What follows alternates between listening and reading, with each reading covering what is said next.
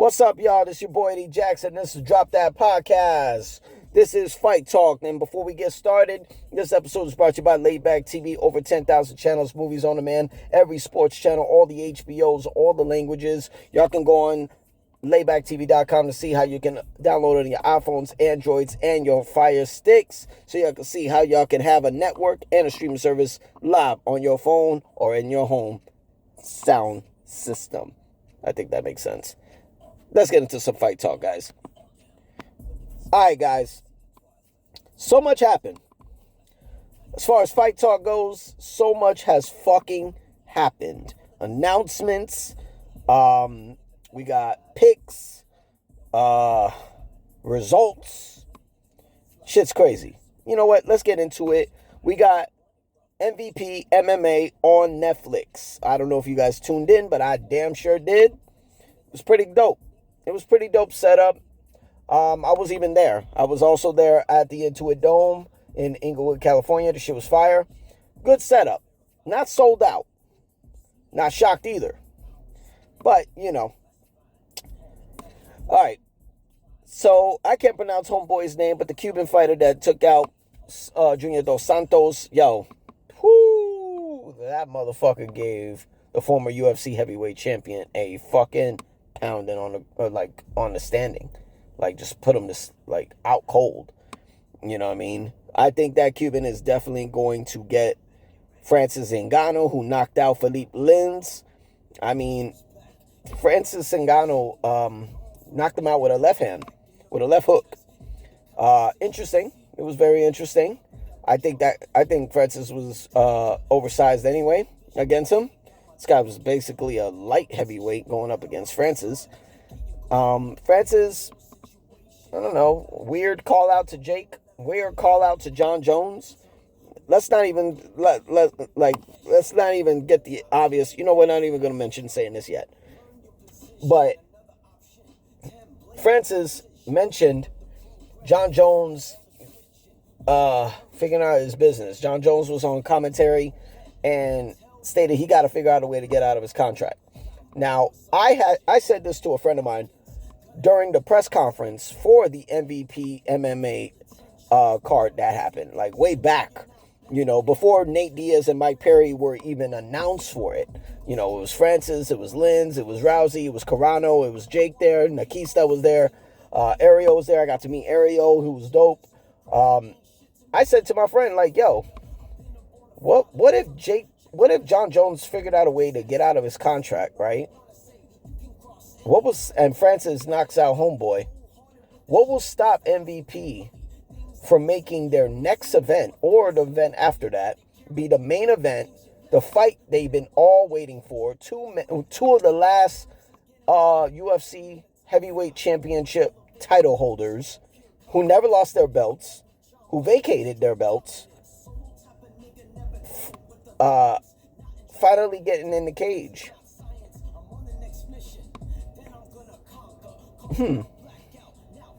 I don't know. Now, let's not forget, back in 2023, John Jones signed a 8-fight UFC contract. What the fuck was he thinking, signing a 8-fight deal? Like, I don't even think John was even thinking that he was going to fulfill that contract with 8 fights. He's only fought twice. You know what I mean? His Cyril Gane fight, his Stipe Miocic fight. That's within the last 3 years. You know what I'm saying? I don't think UFC is going to even want to entertain the idea of letting John go. So Francis and John could get that bag from MVP to give the people the fight that they want to see. I don't think it's happening. Personally, I think Francis is going to end up fighting the Cuban who knocked out Dos Santos. I think that's the fight to make if Francis is going to continue to work with MVP. That Jake Paul fight is just weird. Like, Jake Paul don't know what the fuck he's doing. Like he think Anthony Joshua breaking his jaw was worse. Remember, Philippe Lins got knocked out with a left hook on the side of the head or the temple, whatever. Co-main event: Platinum Mike Perry TKO's Nate Diaz. Now, he didn't knock him out. He didn't ground and pound him. They actually called the fight while Diaz was on the stool. The cut, the gash that he had, it was just leaking like a fountain, you know. And we all know Nate Diaz is a bleeder. Does that mean that he's not a tough son of a bitch? I think he is. But they talk about rematch on the West Coast. I mean, rematch in Stockton or some shit. I'm like, you just did it in the West Coast. Hello, you did it in LA. Fuck are we talking about? You know what I'm saying? Everybody wasn't on Perry's side. My pick was Perry. You know what I'm saying? He was more active. He's dropping more bombs and BKFC and everything like that. I don't see what the fuck Nate Diaz could do to him. If the fight went to the ground and Diaz couldn't do shit. So I'm not interested in any fucking rematch. I think they can possibly do Jake Paul MMA with Mike Perry. Maybe. Or that guy who was talking shit to Mike Perry during the press conference. I think his name, Palpatine, whatever the fuck his name is. That was entertaining. I think they can really promote something there. But I don't think Mike Perry's next fight is going to be MMA. It might be even KFC. I mean, he needs to go back over there and do something. You know, you got Darren Till. You got Lorenzo Hunt. You know, the Juggernaut. I mean, he's got work to do in BKFC.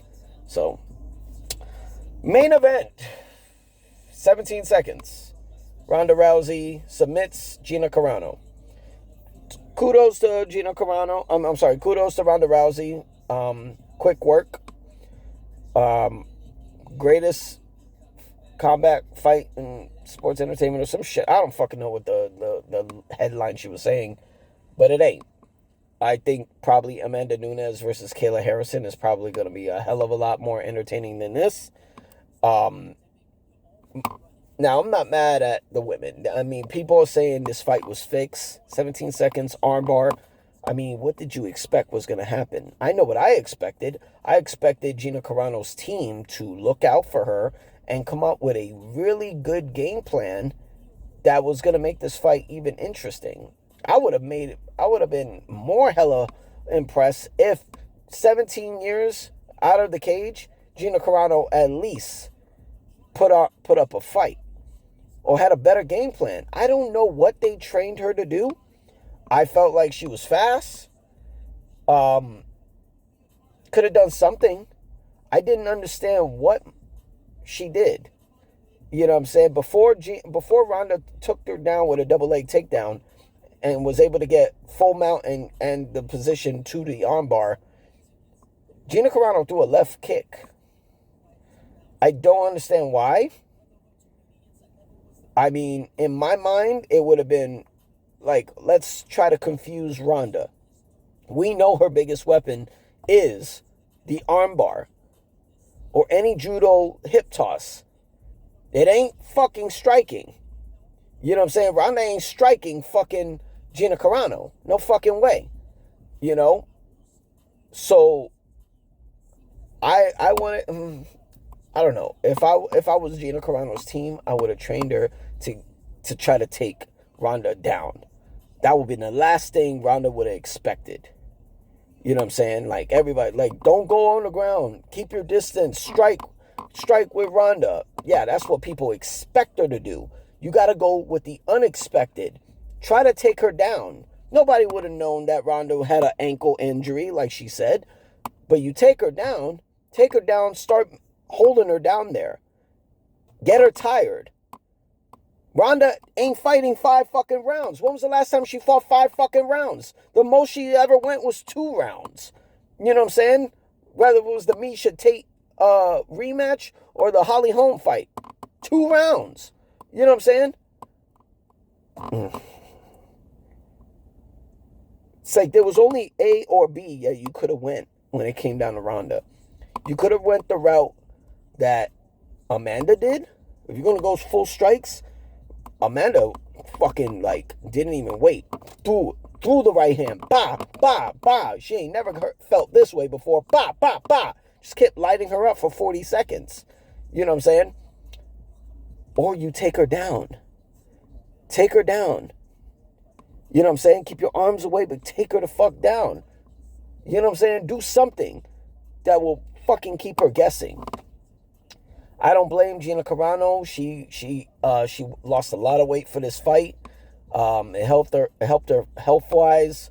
44 years old, looks fucking gorgeous, amazing. I saw her in person at the press conference. She was the best looking person up there, best woman. You know, shout out to Rana. She's beautiful regardless of what. But Gina, like, oh my God, fucking a dime. Ronda's a dime to me. But Gina's like, holy shit, she's older and still doesn't even look like it. She wish she would have struck more. She wish she would have fought a striker. I don't fucking know. Who the fuck you? I mean, you can put her with Amanda Serrano. Amanda Serrano fought in MMA. She's an MMA fighter as well. She fought MMA and PFL. Maybe you can do that. I don't know. But, I don't know. It's interesting. But shout out to the women. Ronda pulled off 2.2 million. $1 million went to Carano.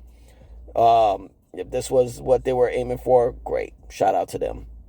Netflix finally announces Tyson Fury versus Anthony Joshua for the fall on Netflix. So we looking at somewhere between September, October, or November. I love it. I just got to find a venue, and Joshua's got to win his next fight in June. So let's see. I think it's in June or July. During Francis Ngannou's walkout, the UFC and Dana White announced UFC 329 Conor McGregor versus Max Holloway. Holy fuck, that was a petty-ass fucking thing to do. But doesn't surprise me. Conor McGregor and Max Holloway will be fighting at 170 pounds. I think Charles Oliveira doing a hump fest on Max Holloway for the BMF belt kind of fucked him up. And he lost that opportunity to get that red panty night. Co-main event is going to be Benoit St. Denis versus Batty the Patty Pimlet. That's a dope co-main event. Gable Stevenson versus Ellison is going down in the opening card. And in the main event of the prelims is going to be former UFC middleweight champion Robert Whittaker in his light heavyweight debut against Krylov. Dope. Colby Covington retires from MMA pretty much. The word is he announced to the UFC that he is retired from that. I guess he's gonna go full-time RAF.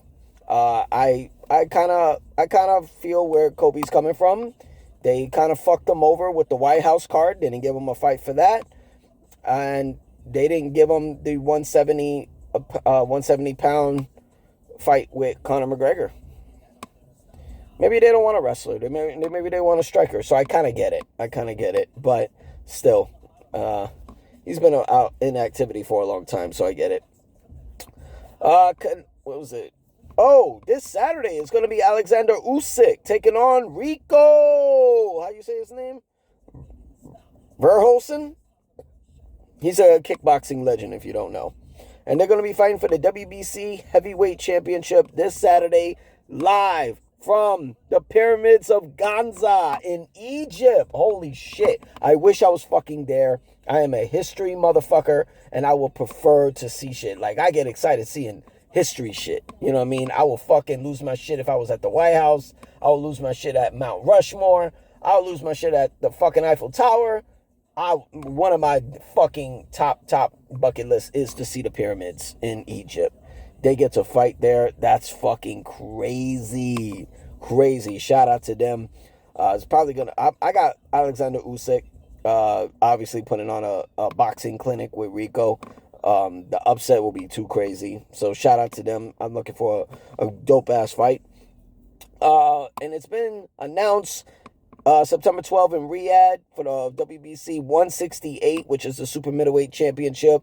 Canelo is returning against Christian Midley. I guess that's his name. Well, Canelo's not done yet. He's got to finish off his contract with Riyadh season. And His Excellency Turki Al-Sheikh. Ryan Garcia also made an announcement for September 12th in Vegas. Garcia's talking about he's already scheduled to defend his WBC welterweight title in his first title defense against Conor Benn. That'd be dope. I think that's the fight to make, Conor Benn versus Garcia. I'm just more curious on Golden Boys, Garcia, Zuffa Boxing's Conor Benn. So that means Oscar De La Hoya and Dana White gotta work together. And we'll be at the press conference. That's gonna be fucking interesting. And before we go, something happened at the Intuit Dome. It's on camera, it was on video, and y'all saw it. Clarissa Shields and Alicia Baumgardner. Okay, Clarissa Shields, multi-world champion, the GWOAT, current heavyweight champion for the women. Alicia Baumgardner, I think she's a featherweight, maybe. She's one of MVP's women fighters. They got into it, talking shit to each other, and apparently a slap was caught on camera by Clarissa Shields. Clarissa said she was threatened, and this is how she acted accordingly. So I guess that's the reason why she smacked Alicia. I guess we won't know verbally, but we saw action-wise. Because of that slap, Clarissa Shields has been banned from future MVP events. I don't even know why she was there to begin with, to be honest. I mean, you don't have a it's an MMA event. Yes, Clarissa Shields has fought in MMA at PFL. I believe she's 2-1, but I don't see why she was there. Like, you're not fighting anybody in MMA, let alone MVP. So, I don't know. Alicia Baumgardner apparently is going to take legal action. I mean, once you're a boxer or MMA fighter, these are considered licensed weapons. You use them other than a commission sanctioned fight. These are deadly weapons, and you will probably be held accountable on the format of law. So, who knows? We'll see what happens with that. Hope everything goes well with Alicia and Clarissa. It's not like they can fight out this situation. They're not even in the same division. So, we'll see. We'll see what happens. But that's all we got for Fight Talk. This your boy Eddie Jackson, the Drop That Podcast. Make sure y'all hit that sub button and go in the comments. Tell me what y'all think about my assessment as far as MVP MMA, the results. What y'all think about the UFC 329 announcement, McGregor versus Holloway, the announcement of Fury and Joshua in the fall, Garcia, Ben, Canelo, Christian, who you got for Usyk versus Rico, and what do y'all really think John Jones could get out of his 8-fight contract that he's got 6 fight left on?